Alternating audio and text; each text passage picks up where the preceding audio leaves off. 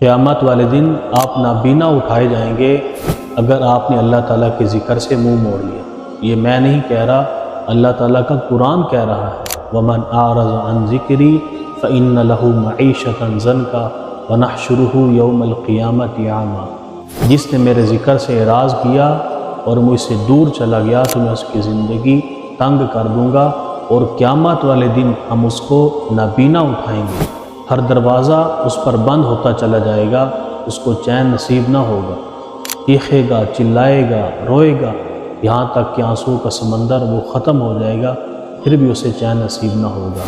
آج ہر انسان یہ کہتا ہے کہ میری زندگی کے اندر یہ پرابلمز ہیں، یہ ایشو ہیں، یہ تب تک ختم نہیں ہو سکتے جب تک ہم اللہ تعالیٰ کی طرف واپس نہ چلے جائیں۔ اگر ہم چاہتے ہیں ہماری زندگی پرسکون گزرے اور قیامت والے دن اللہ تعالیٰ ہمارا اکرام کرے، تو ہم آج اللہ تعالیٰ کے ذکر کی طرف واپس چلے جائیں۔ پھر وہ اللہ تعالیٰ سے سوال کرے گا کہ یا اللہ میں دنیا میں دیکھتا تھا، میری آنکھیں تھیں، آج آپ نے مجھے اندھا کیوں اٹھایا؟ اللہ تعالیٰ جواب دیں گے، دنیا کے اندر میری آیات آپ کے دروازے پر دستک دیتی رہی، میری آیات آپ کے کانوں تک آئیں، لیکن آپ نے انہیں سننے تک گوارا نہیں کیا، آپ نے انہیں بھلا دیا۔ آج قیامت والے دن ہم بھی آپ کو بھلا دیں گے۔